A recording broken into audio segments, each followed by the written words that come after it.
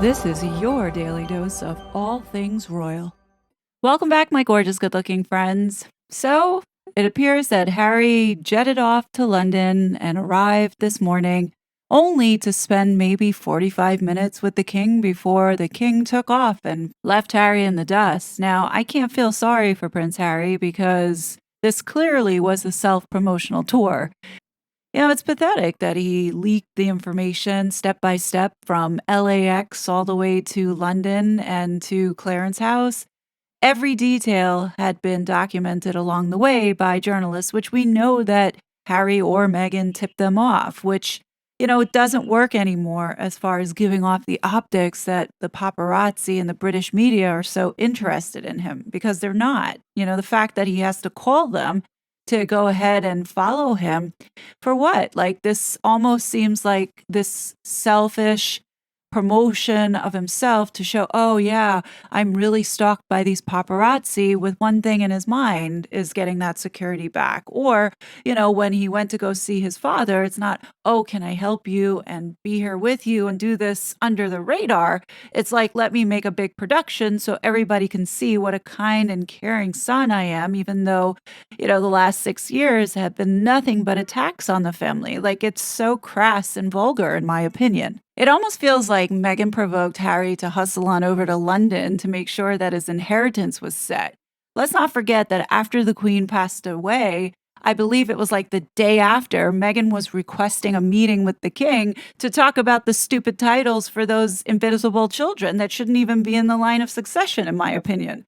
Now, I don't know if this is true or not. It appears that Prince William doesn't even want to see Prince Harry, but who could blame him? Now, I'm just speculating on this one, but it does appear to me that Harry is looking for a way out. And if him and Meghan were doing all well in Montecito, I highly doubt he would have left so quickly because, one, Meghan obviously would have gave him a tough time. I mean, you saw what she did during the Queen's passing. I think that Harry and Meghan are not together, as I've stated so many times. I don't think that they are currently living together, and Harry has a little more freedom to come and go to wherever he pleases. And I believe that he just jetted off to the UK and is looking for a reason to stay there, in the sense of doing whatever duty and filling in for the king. Now, I do think he's running because there's stuff that's starting to catch up with him from a financial perspective, as well as these court cases and also the scandals that have been breaking. The other thing that I think is going to start coming out is this stuff about the censorship industrial complex, especially with the Heritage Foundation. If they open that door and start talking about Harry trying to censor Americans' free speech, this is going to open the floodgates on Prince Harry and everything else that is behind whatever these two have been up to, in my humble opinion. Harry is fighting tooth and nail to get that IPP status back for him and his wife. You got to think about the motive behind dropping the Daily Mail court case. Now, I'm guessing the reason why he dropped the case is because he didn't want to go through the discovery process for that. I'm sure there are some emails that he doesn't want anybody to see. Samantha's court case is going to be problematic if it moves forward.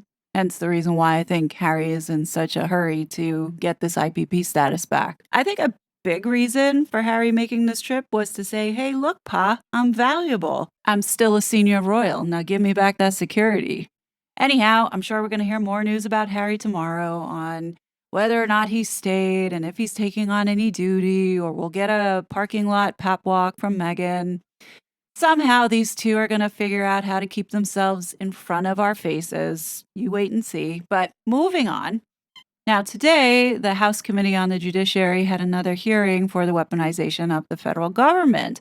And this involves the censorship of Americans. This is the censorship industrial complex that I've been talking about.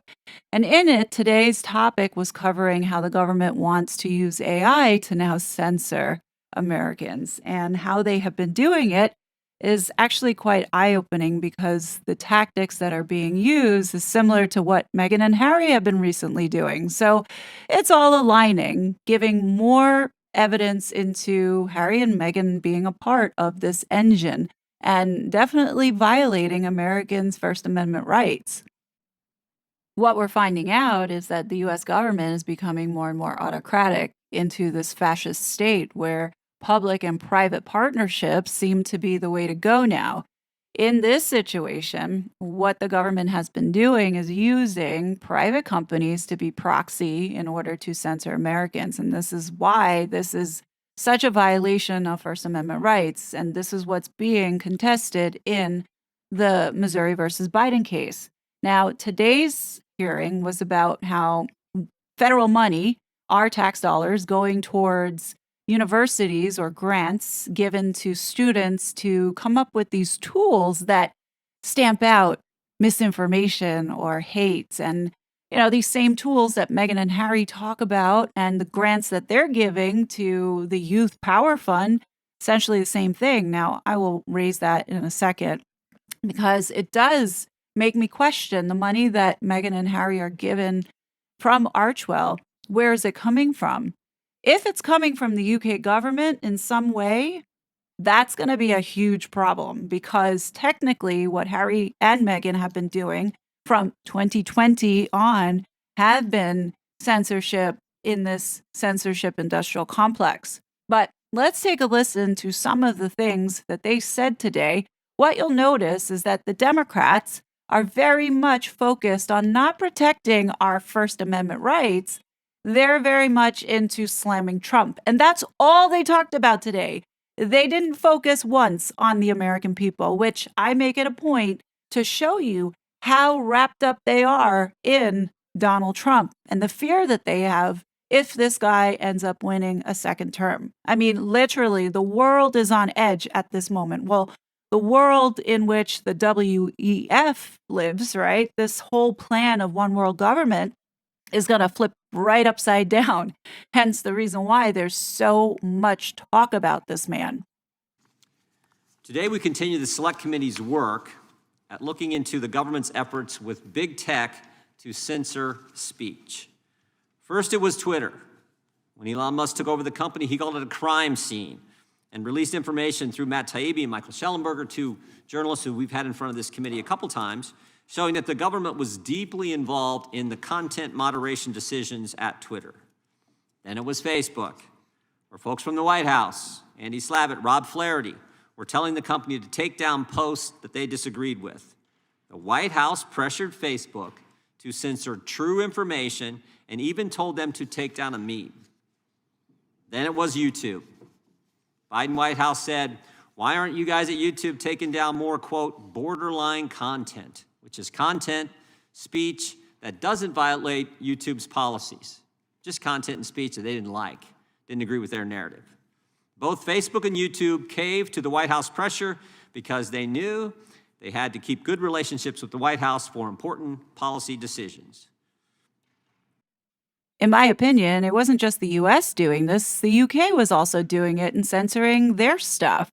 In March 2019, Scobie writes that Kensington Palace finally ramped up its social media safety efforts after turning to Twitter and Instagram's owner, Facebook, for help and dedicating a budget for online resources. So the palace that were helping Meghan to pull down, I guess, things that Meghan didn't like or scrub the internet for her, they were doing this. And I'm guessing that Harry knew of this behavior because, people in high places have access to the right people to do this kind of stuff. So this was going on before Meghan and Harry came over to the United States in 2020. It might have been a little more easy to censor UK citizens than it was to censor American citizens because UK does not have this First Amendment. So if, let's say, on behalf of the palace made a request to Facebook, technically the Queen at the time could do whatever she wants because she represents the government. But I don't know what the laws are in relation to free speech for the Brits, but I know here in the United States, if, let's say, we had a king or a queen and they told Facebook or Instagram or Twitter to pull something down, yeah, that would be a violation of First Amendment rights. But once Harry came over to the United States and joined forces with the censorship industrial complex doing work for Aspen Institute, which is funded by the American taxpayer, that would mean we have an unregistered foreign agent working on behalf of the state censoring Americans. You see, that could be very problematic. And this is why the Americans need to understand Harry's visa. call that coercion. Then we learned how they all teamed up, big government, big tech, big academia, working together to censor Americans in the lead up to the 2020 election through the Election Integrity Partnership and the Virality Project. This partnership, created at the request of the federal government, sent thousands of links directly to big tech to be censored. True information was targeted. Jokes weren't safe either. Even members of this committee were targeted. Congressman Massey, we've discussed that throughout this Congress in several different hearings. And it wasn't just conservatives. It was mostly conservatives, but it wasn't just conservatives. That is correct. We can't forget the middle-aged white women in Megxit. And yesterday we shared what we've uncovered about the White House pressuring Amazon. Internal Amazon emails are unbelievable. It says, think about this one. Is the administration asking us, we put this out in a Twitter thread yesterday, is the administration asking us, Amazon, asking us to remove books, or are they more concerned about search results or both? Stop and think about it. Government pressuring Amazon to ban books. Twitter, Facebook, YouTube, all this big combination to impact election, and now we find the same thing was happening, the same dynamic was happening at Amazon. Today's hearing, how the government is trying to take censorship to the next level by weaponizing artificial intelligence tools to limit speech in real time and at scale. Thank you, Mr. Chairman. Once again, we are here today to hear about the Biden administration's efforts to censor the speech of American citizens. I just want people to know that this guy, he is a House rep for Lower East Side, New York, where migrants are crapping all over the city. And this guy is trying to protect Mayorkas. We have a crisis here in New York City, and this idiot is like backing Joe Biden up his ass. That this committee, which may go down as one of the most useless and worthless subcommittees ever created by Congress. Whatever you think. And I would just say this, we are going to keep having hearings on the attack on the First Amendment, because as my colleague from Ohio pointed out just a few minutes ago, it is fundamental. We had a witness in our last hearing from Canada, journalist from Canada, and she talked about the underpinnings of Western civilization rest on the ability to speak, to debate, and not be afraid, not be intimidated by the government. That this committee, which may go down as one of the most useless and worthless subcommittees ever created by Congress. You draw our attention to a hearing 12 years ago. The Department of Homeland Security, there was a hearing on the Department of Homeland Security had retained a defense contractor to conduct round-the-clock monitoring of social media. And you said there was bipartisan opposition to that. What's happened in the last decade that we do not, because here's the difference. Here's the big difference. The same agency, the Department of Homeland Security, last year tried to set up a disinformation governance board. Some committee which is going to tell us what we're allowed to say, what we're not allowed to say, and the only side objecting to that was the Republicans. And so I'm like you, I want to know what's happened in the last 12 years.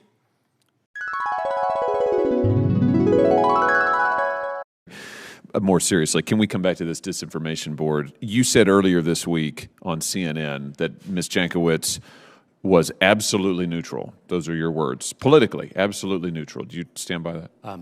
Senator, she has an obligation to be nonpartisan and neutral in the execution of her responsibilities in her current position in the Department of Homeland Security.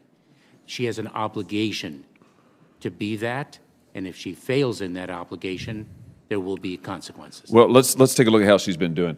Here is Ms. Jankowicz again talking about her political opponents. I guess she refers to them as, views them as. She says, Trump talking about how he would put out the fire in Portland is the language of authoritarianism.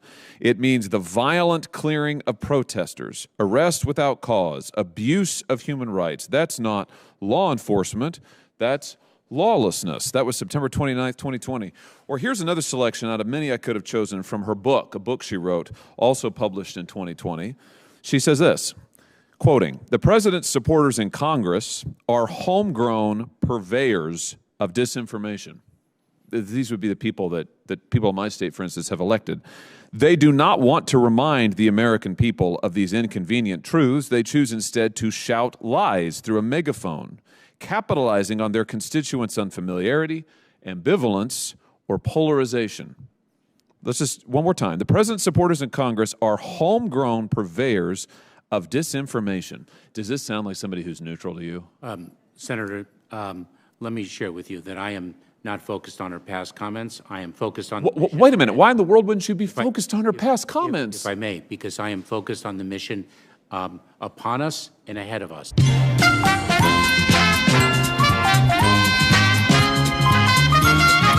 And what I've You've hired her for this job, and you haven't looked at her record, and you're not concerned about it? That's not what I've said. You just said that you're not concerned about her past comments. What I said is I am focused on the mission ahead and accomplishing that mission.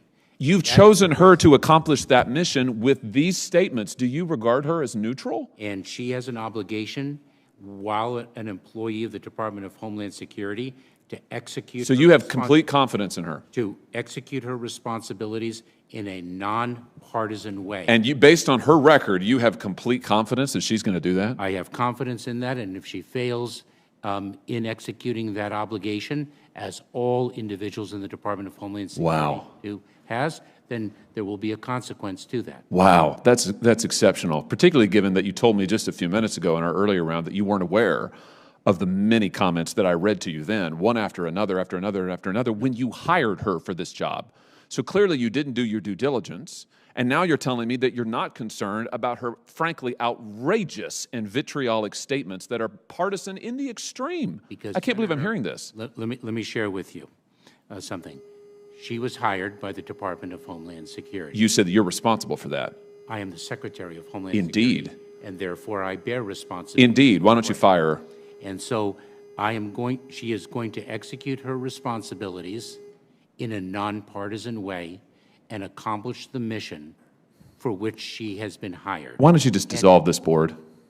I mean, you haven't heard a single senator support this board. It is an abomination. It is unconstitutional. And frankly, it is embarrassing. And the fact that you've chosen this person to lead it is appalling. Why don't you just dissolve it? Senator, this board, this working group provides a very important function. No, it doesn't. We have been executing our mission to address disinformation that threatens the security of the homeland for years. So what does this board add? Dissolve it. So allow me to answer your question.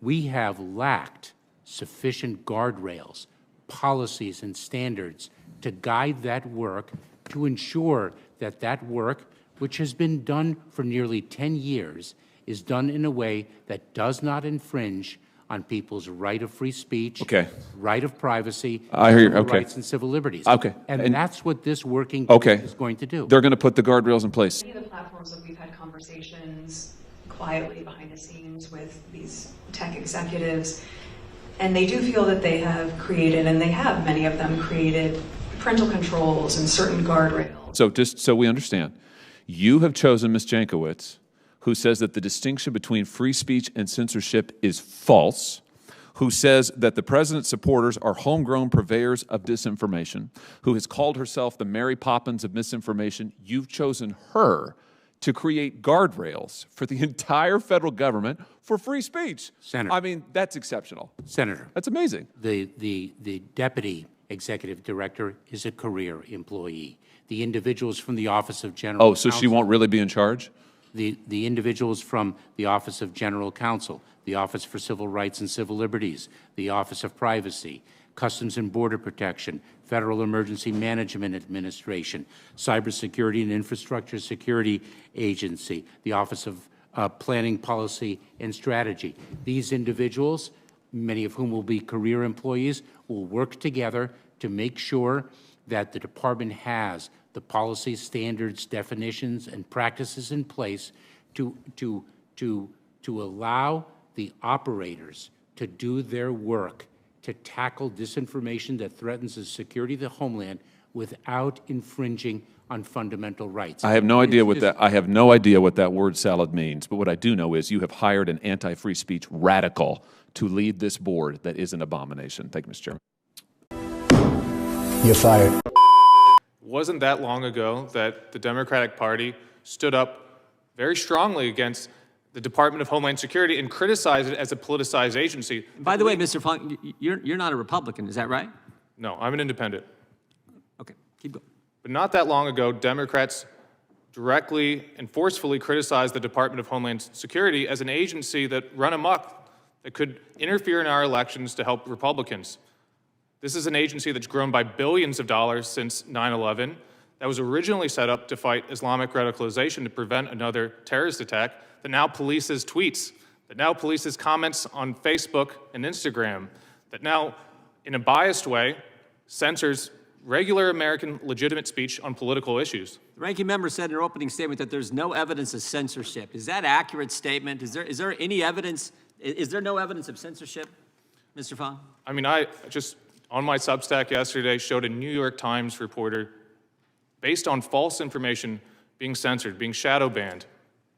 Yeah, but I mean, you covered in the Twitter files. Government pressured Twitter to take down certain tweets by American citizens. Facebook got pressure from the White House to do the same. YouTube got pressure from the White House to do the same. They all work together in this project, this election integrity partnership, to do the same. On and on it goes.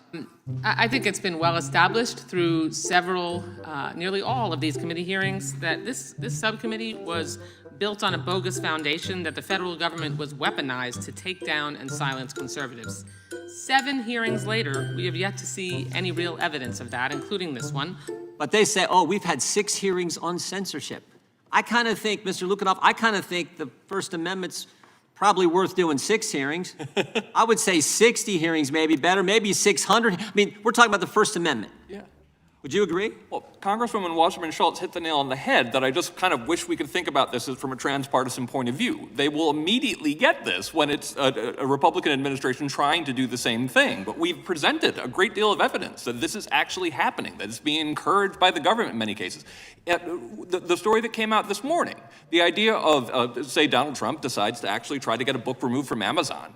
If it was a book that people on my side of the political fence, on the left, liked, we'd freak out, and rightfully so. But at the same time, it seems like there's nothing we can actually do to get our own side of the political fence concerned about the idea of collusion between some of the most powerful people in Silicon Valley and in the country. The censorship mob will come for them too, right? Right now it's focused on, I mean, the Fifth Circuit said this, the court decision, it's focused primarily on conservatives, primarily on people on the political right. But it will come for the left too. Oh yeah, it already does. It already does. I defend people on the left on campus all the time, and it's very strange to try to get people to be concerned when even people they agree with are losing their jobs. My latest book, Counseling of the American Mind, is filled with examples just from the past couple of years of professors on the left losing their job. This is the reason I've invited more Democrats in here, Democrats like you guys, or independents like you guys, who actually embrace the First Amendment. This is what we spent the entire, as they rightly point out, we spent the entire first year of this Congress, primarily in this subcommittee, focused on what's happening to the First Amendment. Because I say this all the time: if you can't speak, if you can't talk, you can't practice your faith, you can't share your faith, you can't petition your government, you don't have a free press. I mean, that is the ability to speak is fundamental to how we do things in this great country. And if we lose that, oh my goodness. And you said something earlier that stuck with me. You said, we're losing even the ability to ask questions. Mm-hmm. It's not just statements. You can't even question. You can go back to COVID. You couldn't even say, I wonder if this thing came from a lab. If you just raised the question, you got censored. And down the line it went. We learned just a couple weeks ago, that Dr. Fauci, when he was asked, where did the 6-foot social distancing come from? You know what he said? He just sort of made it up. I'm not sure where it came from. And think of the impact that had. But if you question that, if you just ask the question, why do we have this? Half the time the stuff they tell us is just false. You can't even question that, for goodness sake. The information they're giving is interesting. It's something we should consider.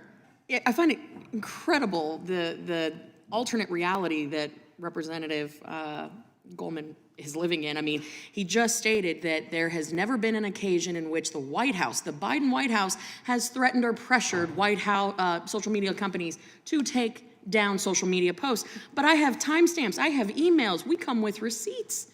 It's all there, black and white, clear as crystal. I mean, February 6, 2021, 9:45 p.m., Rob Flattery, White House official demanding Twitter take down a parody of Finnegan Biden, Hunter Biden's adult daughter. And we have all the receipts on this. I mean, we can go over this over and over again, but it would be a waste of time. Denying reality, as my colleagues on the left continue to do, is a disservice to the American people. You get nothing. You lose. Good day, sir. Yields back. The chair now recognizes the gentleman from North Dakota, Mr. Armstrong. Thank you, Mr. Chairman. We talked a little bit earlier about making sure that it's arm's length, but it's not always arm's length. $5.75 million in taxpayer funds to a software company that proactively told the National Science Foundation it intended to leverage relationships with social media companies to identify and limit susceptibility to misinformation. $5 million in taxpayer funds to identify, test, and correct real-world instances of dangerous misinformation. $750,000 in taxpayer funds to MIT researchers studying whether certain groups are more vulnerable to misinformation campaigns. These researchers believe that conservatives, minorities, and veterans were uniquely incapable of assessing the veracity of content online. The MIT project proposal stated that the need for a proactive suite of human technologies because broad swaths of the public cannot effectively sort truth from fiction online. The aura of superiority, elitism, and absolute arrogance should be shocking, but unfortunately, it's entirely predictable. You mentioned privilege. My husband has always said, with great privilege comes great responsibility. The tools of influence, the democratization of the ability to influence, and candidly, the democratization of propaganda meant that ordinary people could have a profound impact in shaping the direction of leadership, the direction of policy, and the direction that their country was going. I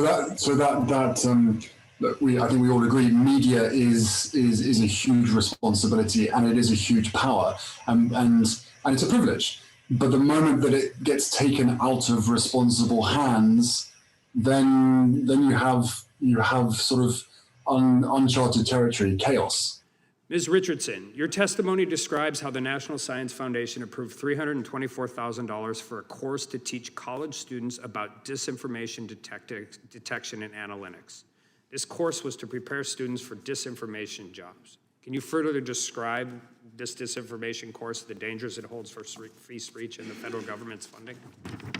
Yes, so this course was a summer camp hosted for students to prepare them for jobs in the disinformation industry, which, as these grants that the National Science Foundation is funding show, is a growing industry. And preparing students to work in it is just another way that the government is continuing to expand it. Restrictions on this type of speech require that the government have a compelling interest and restrict the speech in the least restrictive means. Funding these disinformation projects are clearly an attempt by the administration to indirectly censors of disfavored topics, which will avoid legal challenge and strict scrutiny review. Do you believe that the indirect funding of such censorship is any less harmful to First Amendment and the right to free speech?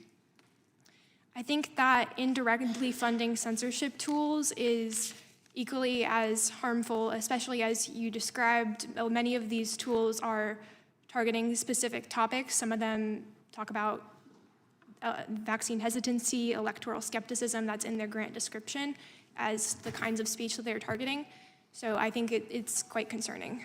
Mr. Lukianoff, I've got a minute left, and I appreciate the work FIRE does. And obviously there's been a lot talked about universities and these different issues, but I had the opportunity to work with your organization when I was in the North Dakota State Senate, because one of the reasons I think this is so dangerous on the front end and turbocharging the ability to do this, particularly on college campuses, is the lack of due process that exists for students and how students actually have the ability to appeal, whether it's a conviction, whether it's a censorship, whether it's everything, and how that can directly impact the rest of their lives. What is your number one concern with AI as it relates to college campuses and censorship?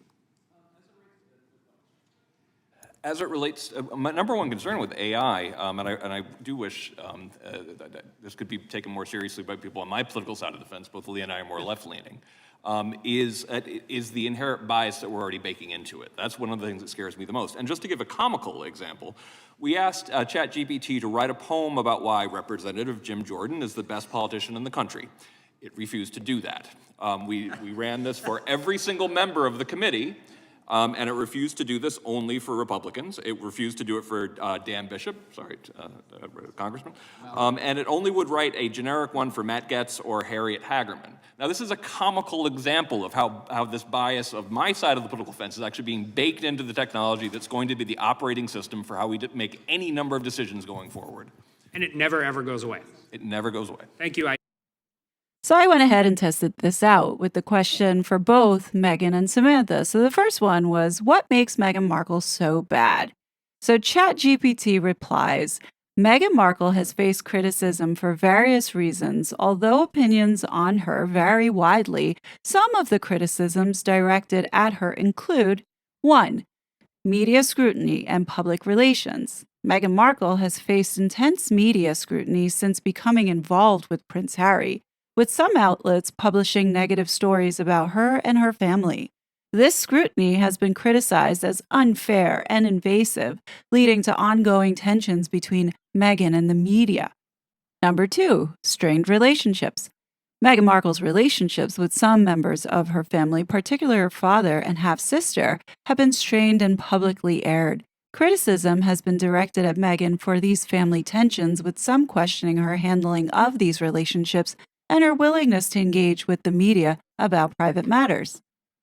Number 3, allegations of hypocrisy. Meghan Markle has faced accusations of hypocrisy for advocating for certain social causes while also living a lavish lifestyle as a member of the British royal family. Critics argue that her actions and statements have not always aligned with her advocacy work, leading to accusations of insincerity. Number 4, clashes with royal tradition. Meghan Markle's approach to royal duties and traditions have been perceived as unconventional by some. Her desire for privacy, her preference for modernizing certain royal protocols, and her involvement in activism and social causes have clashed with traditional expectations of royal behavior. Number 5, divisive public opinion. Meghan Markle's actions and statements have divided public opinion, with some people admiring her for breaking barriers and advocating for important causes, while others criticize her for perceived arrogance, entitlement, or disregard for tradition. It's important to note that perceptions of Meghan Markle are subjective and can vary greatly depending on individual viewpoints, cultural backgrounds, and media portrayals. While she has faced criticism, she has also received support and admiration from many for her advocacy work and resilience in the face of public scrutiny. This was very polite. Let's see what they say about Samantha, asking the same exact question. What makes Samantha Markle bad? Samantha Markle has been criticized for several reasons, including, number 1, exploiting family relationship for personal gain. Samantha Markle has often publicly criticized her half-sister Meghan Markle and the royal family, reportedly profiting from her association with them through media appearances, interviews, and a planned book about Meghan. Critics argue that she has exploited her family ties for personal gain and attention. Number 2, public criticism and negative comments. Samantha Markle has made numerous negative comments about Meghan Markle and the royal family in the media, often portraying them in a negative light. Her public criticism has been seen as damaging to family relationships and has contributed to ongoing tensions within the Markle family. Number 3, lack of empathy and sensitivity. Some of Samantha Markle's comments about Meghan and her personal life have been perceived as lacking empathy and sensitivity. Critics argue that she has publicly aired private family matters and made hurtful statements without considering the impact on Meghan or other family members. Number 4, unsubstantiated claims and controversial statements. Samantha Markle has made various claims about Meghan and the royal family in interviews and on social media, some of which have been unsubstantiated or controversial. Critics have accused her of spreading misinformation and seeking attention through sensationalized statements. Overall, Samantha Markle's actions, including her public criticism of Meghan Markle and the royal family, her pursuit of media attention, and her controversial statements, have led to widespread criticism and negative perceptions of her behavior. Now, do you see why this is a problem that Meghan and Harry are involved in censoring the internet? clearly you can see Megan's biased description is nowhere near the negativity that Samantha's description was. The only thing that I could say here for this to help Samantha out is go to ChatGPT and correct this. Like, go in there, type out the question, and just keep updating the system by, correcting it, telling them that they're not accurately reflecting the true story here about these two. Megan is a liar, point blank. She used the PR and media to create this narrative, false narrative, and she attacked her sister. This is something that like all of us need to sort of contribute to, because really what ChatGPT is just a pull from everything that's out there on the web. And obviously Megan has dominated that. I'm wondering if she kind of already knew this and why she has put out so much shit into the media for us to be consumed and saturated with. Is it for this exact moment? I don't know. But you can see how biased this is. The chair now recognizes the gentleman from Florida. So, Mr. Richardson, as I understand the National Science Foundation, they take government money and then they dole it out in the form of grants to colleges and universities that then build censorship tools that big tech then relies on, so that big tech has an arm's length away from the censorship that's shaping viewpoint. Is that essentially what your reporting concludes? Essentially, this Track F program, which was through the Convergence Accelerator program, awarded these $750,000 grants to 12 initial projects, and then 6 of these continued on to have an additional $5 million in funding. Most of these are at universities. Some of them are private companies as well developing these tools, but they are all Yeah, and we're gonna, and Mr. Eisen, I guess my question to you, if you're done texting, would be like, is that okay with you, what NSF has done? Put your microphone, please. As a veteran of committee staff, I should know better. Mr. Gates, I have not had the opportunity to study the report. Okay, well, let me go through some of the grant requests then. So the MIT... Might I finish my sentence, please, Mr. Gates? If I can just finish the sentence. No, you were finishing your text earlier. I'm going to finish the question. So, Mr. Gates, just for the record, I was asking for the law that governs that. Rural communities are uniquely susceptible. I'd ask my time to be restored. Yep. Mr. Eisen, the question is, the MIT grant that said that people in rural communities were particularly susceptible to misinformation. Do you have an opinion on that? I do have an opinion, Mr. Gates. As you know, there are 2 texts that are holy to me because Mr. Gates and I have talked before. One is our Torah, our Bible, that I live by. I'm an observant person. That is a holy text to me, and I have the deepest respect. And I have traveled to those places. I guess the problem, Mr. Eisen, can I please finish my answers?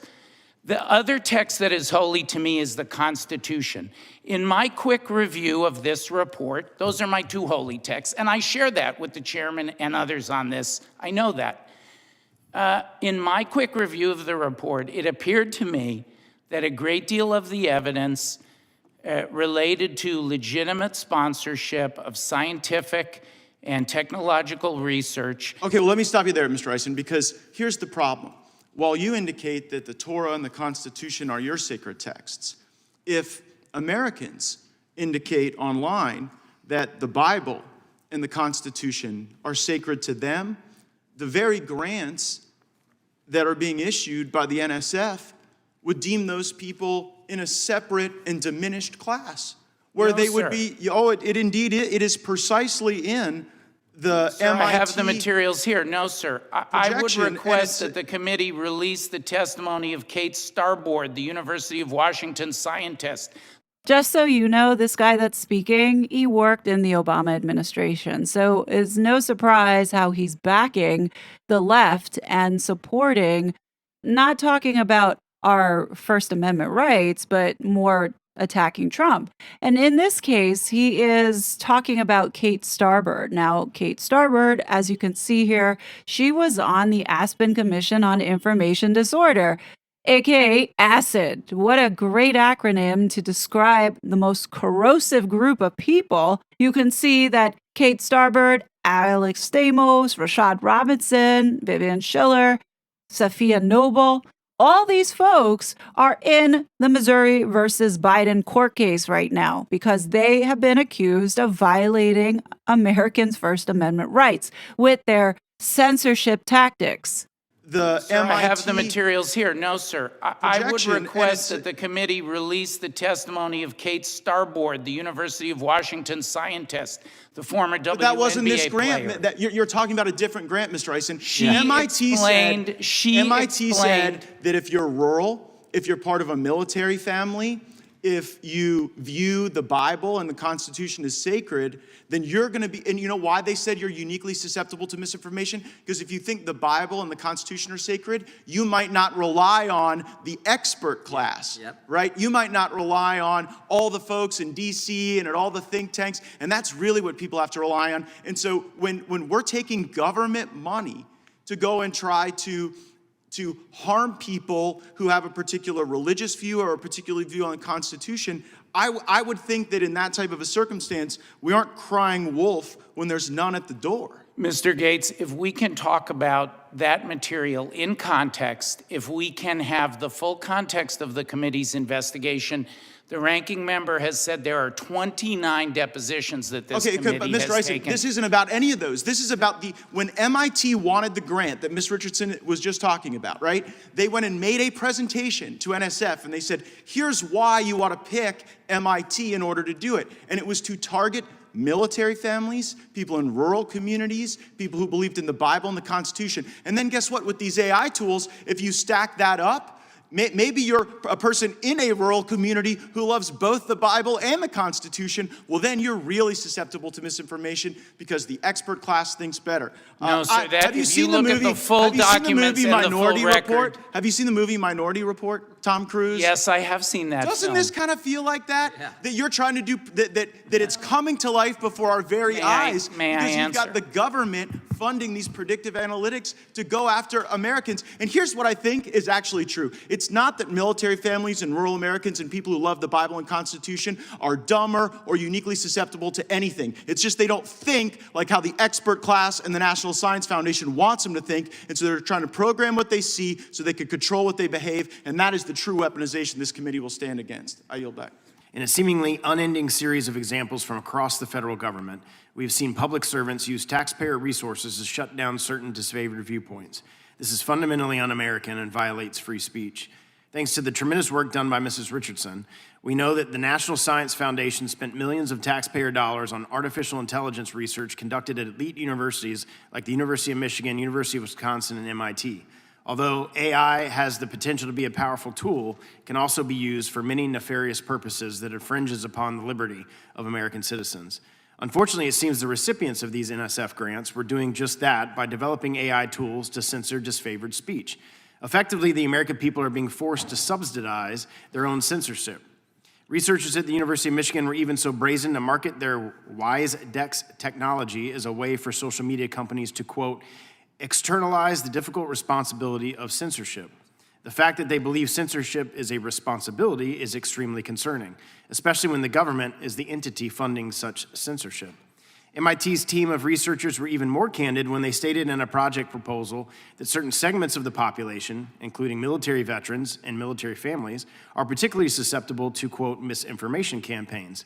Thus, they argue that it is necessary to have a proactive suite of human technologies to counteract this supposed misinformation because reactive content moderation is too slow and ineffective.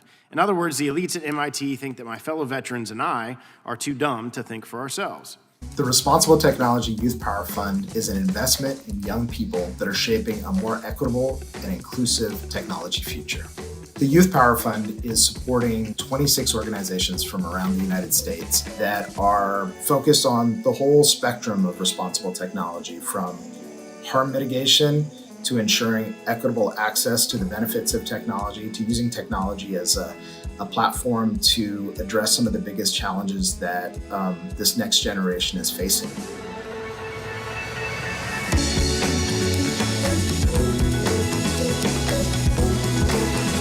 Objection. Ms. Richardson, in the little time I have left, as I noted in my comments, MIT researchers thought they needed to protect veterans and military families, among other populations, from misinformation campaigns. Should we be concerned that such biases held by the creators of these powerful technology will especially harm populations like veterans and military families? I think that is the concern, is that the people who are creating these technologies are letting their biases influence how they play out and who they are censoring through these tools. So yes, I do think whether it's right or left, we need to understand that these tools can be used to censor Americans.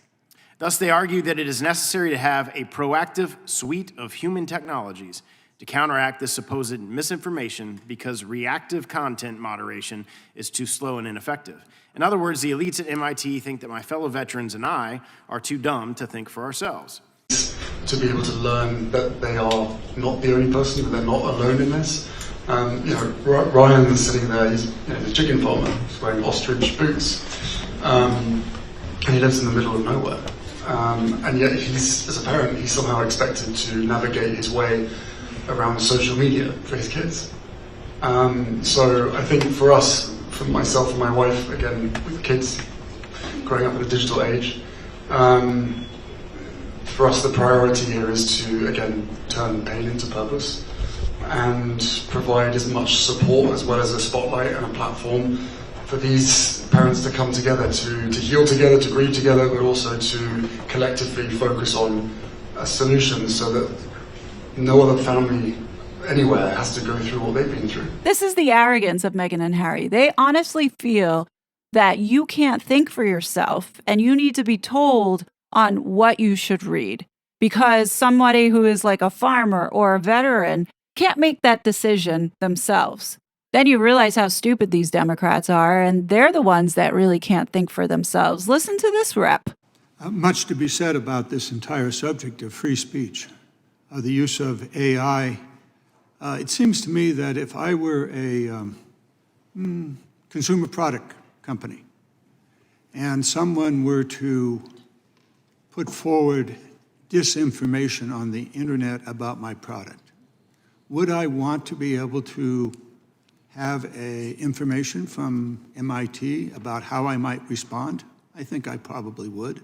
And so the issue of the scientific use of information so that I might counter. As a legal argument that he would have full immunity as president even if he ordered the assassination of individual Americans.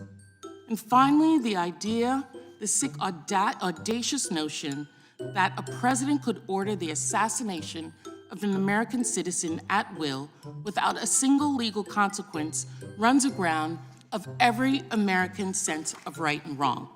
Donald Trump believes as president that he can deploy, let's think about this, the American military on American soil to attack an American target, an individual, which, in this hypothetical example, has not declared any form of hostility towards the American state itself, but is merely who the president believes is not his friend or agrees with him.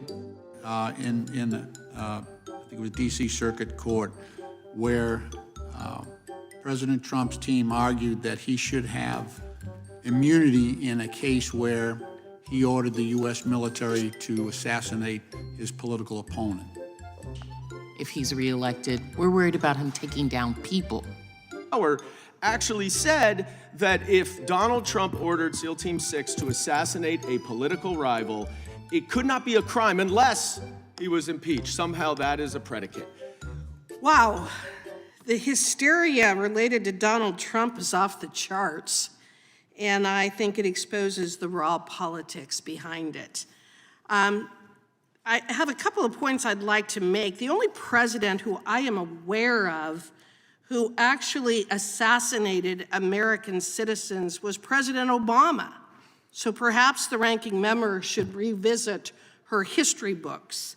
I have an article here from the ACLU stating the ACLU and CCR have filed a lawsuit challenging the government's targeted killing of 3 U.S. citizens in drone strikes far from any armed conflict zone.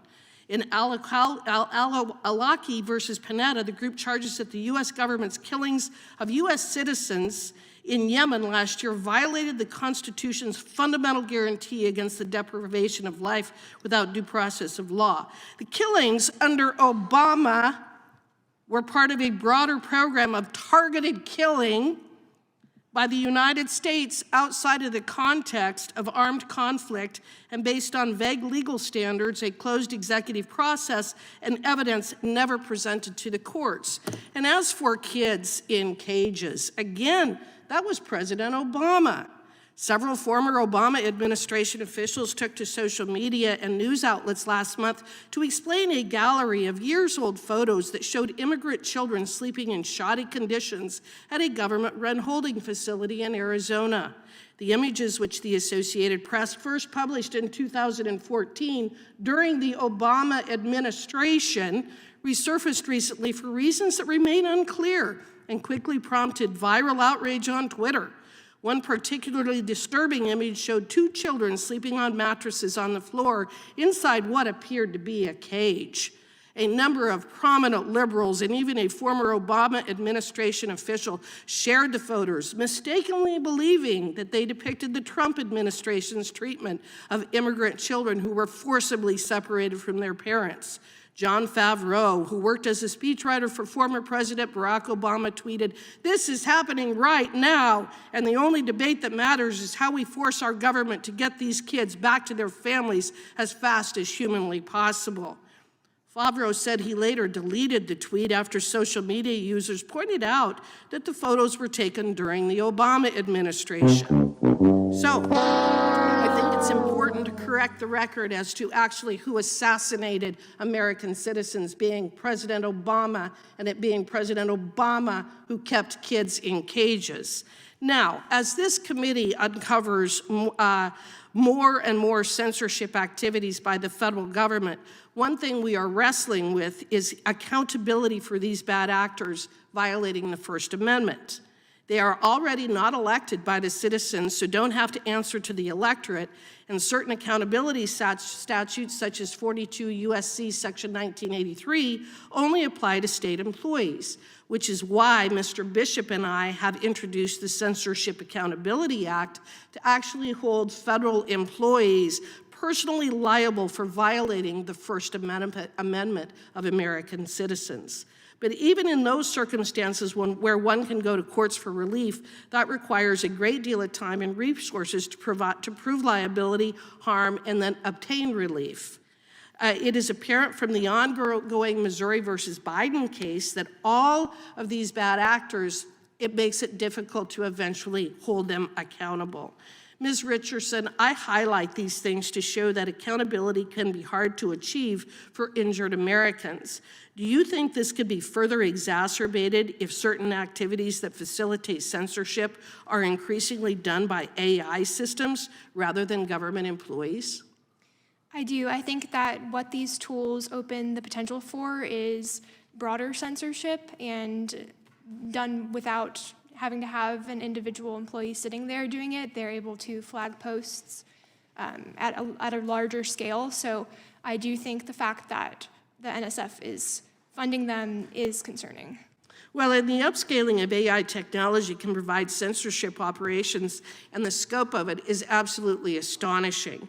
For example, in its pitch to the NSF, Meaden stated that it was using AI to monitor 750,000 blogs and media articles daily, as well as to mine data from the major social media platforms. That just gives you an idea of the absolute scope of what AI could do for violating people's First Amendment rights.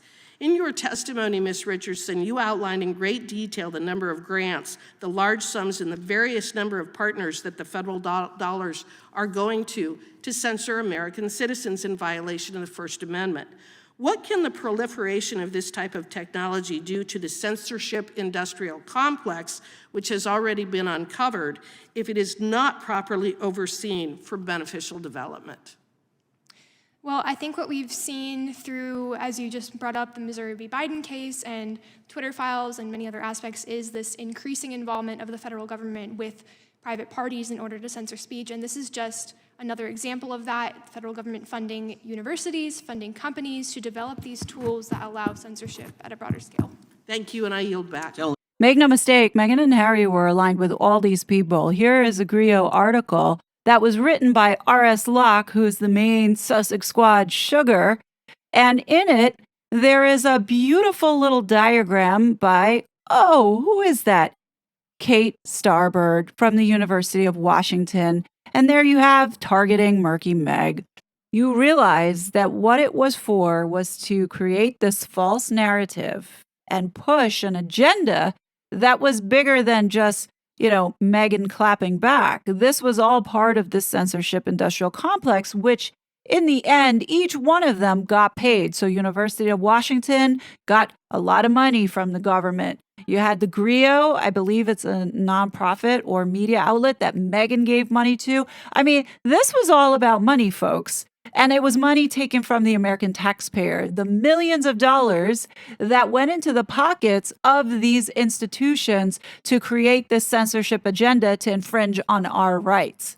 This is what these liberal bitches did. And now we're in this situation where we have a corrupt administration that is ruining and running the country into the ground. And all they can do is talk about Trump. Here is the idiocy of the rest of this session that was held. I mean, literally, I couldn't listen to any of these Democrats because all they did was talk about Trump. Forget about Americans' First Amendment rights and how we were being censored and what these folks were doing. And what you realize is that these same liberals were protecting these people, which is absolute bullshit. And I'm calling it out now because here we have Meghan Markle, who was very much a part of it, because look at the people who are listed in creating all this propaganda. The current Democrat Party does not care about its constituents. So if you're a Democrat out there, you may want to reconsider who you're voting for because they surely are not serving you.